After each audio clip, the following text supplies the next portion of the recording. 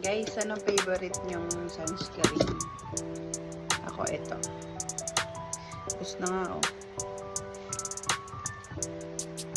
Favorite ko to, Bello.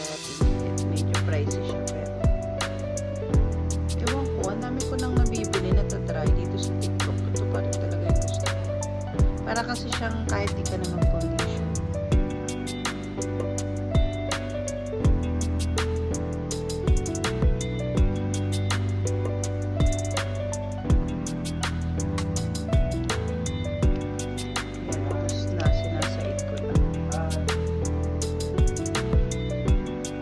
Foundation. Hindi siya masyadong malaki. Nag-try na ako dito bumili sa TikTok. Nagtatry lang ako. Saka